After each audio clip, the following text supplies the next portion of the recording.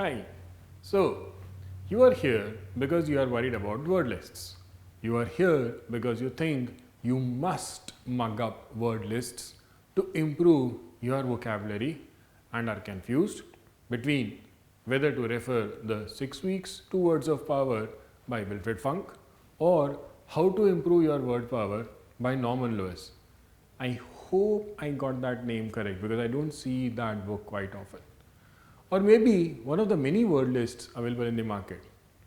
Each will throw up anywhere between 1,000 to 5,000 words and their own sophisticated ways of learning these words.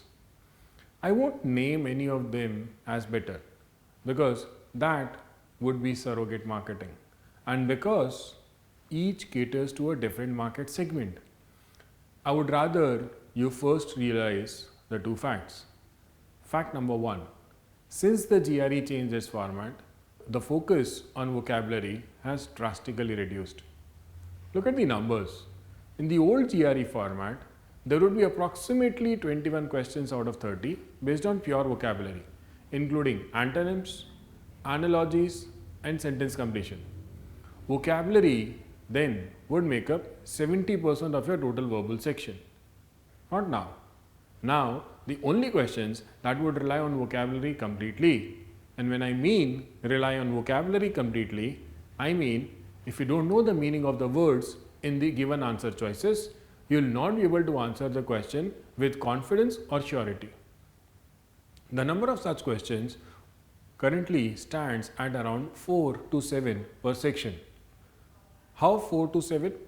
Only sentence equivalents and one blank text completion questions might rely extensively on vocabulary. Typically, multiple blank text completion questions do not get into the higher levels of vocabulary. So, with the total weightage reduced to barely 20 to 30% per section, why do you still develop an insomnia or stress disorder with your word list? Fact number two, with antonyms out, vocabulary evaluation now is completely usage based and therefore understanding the usage of a word is more important than understanding the dictionary meaning. Many times, understanding of the usage is held through various ways of remembering what the word means without getting pedantic about the exact dictionary meaning of the word. So, with these two facts, you might want to look at what do people do to learn vocabulary. One is the etymological approach, learning words from roots. Another is digivocab. Then you have flashcards, then you have mnemonics, then you have magic tricks, and then you have elements and memory building tools. Aren't we waiting for someone to do a DNA transfer as an effective method of developing vocabulary? I don't know. With my experience, I can only tell you how are these word lists created so as to reach those gargantuan numbers of 5,000 words. And how would I approach my vocabulary? Because I would be able to develop my vocabulary better if everything I learned, everything I came across, knew I can relate to what I already know. Let me explain my approach through an example. Look at this word.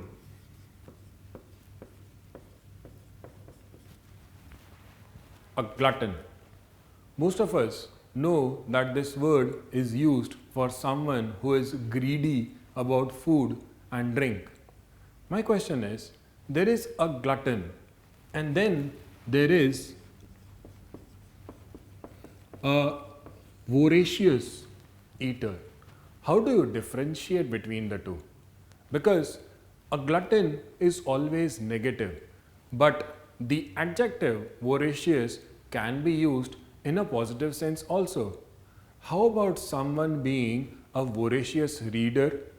Obviously, that's not a negative term. That simply means someone is really good and quick at reading and finishes books or novels faster than you. The word voracious comes from the root voro, which means eat.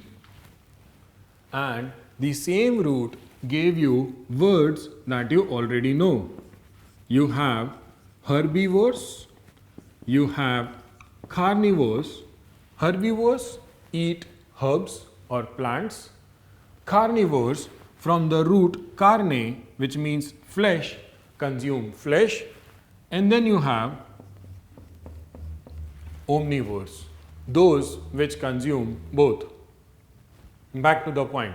How do I differentiate the word with an always negative context from a word that has sometimes a positive context? The answer is understand where does this word come from. The word comes from another word, glut. Now, glut often means an overflowing quantity. An overflowing quantity would mean there is a wastage happening. That is precisely what a glutton does. He is so greedy about eating that he will fill up his mouth, and he'll keep filling up his mouth with all the food because he's worried that if he doesn't eat it, someone else will. And he fills up his mouth so much that you can see the food spilling out of his mouth, but yet he'll continue eating. That is a glutton for you, which is why it's a negative term. Now, that is point number one. Point number two, does the GRE check me on synonyms? Yes, it does. So then, if I have a glutton, which is a noun, I should also have a synonym for it. The synonym for glutton is a French word. It's pronounced goma, and it also means someone who, like a glutton, eats like a pig. And your third synonym for both a goma and a glutton is a word that we frequently colloquially use, hog. Now, I know based on everything that I've learned in school that there are derivatives, which means if I have a noun, I can have a verb derived from it, I can have an adjective derived from it, maybe not in all words, but wherever possible I will. The nouns goma and glutton give me contextual verbs which mean to eat like a pig. The verbs are to gormandize, the verb is to gluttonize, the verb is to hog. And all these three, as I said, mean to eat like a pig or to eat greedily. That was the verb. How about an adjective? I get adjectives which again refer to someone who is greedy. The words are gluttonous, and you get a new word here from the name of a bird which apparently eats like a pig, eats a lot and leaves a mess. I have gluttonous, I have ravenous adjectives. So what have I done? I have taken a word, I have taken its origin, I have given you verbs that come from the noun, and I have given you adjectives. Apparently, all of them derive from the same word. Now, if I have to create a word list out of it because I want to sell it in the market, what will I do? I'll arrange these words in alphabetical order, and I'll give you a meaning for all of these words separately, which now means for 7 or 8 words that are related to each other so much that if you understand one of them, you'll more or less understand all of them. You will read those words on different pages in the same word list, and unless you are able to relate these 8 words with each other, what do you get? you get an effort that multiplies 7 or 8 times, and thereby you have a word list of 5000 or 6000 words, which is not more than 1200 or 1500 important words explained, repeated, diversified into 3 or 4 different variants.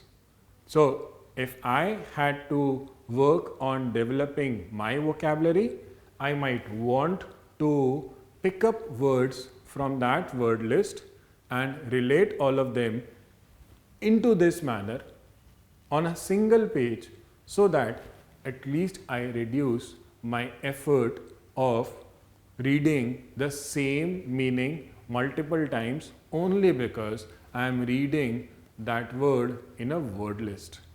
If you can do this, trust me, your fear of word lists, and I don't even believe in word lists, but your fear of developing vocabulary will be cut down significantly. Happy solving!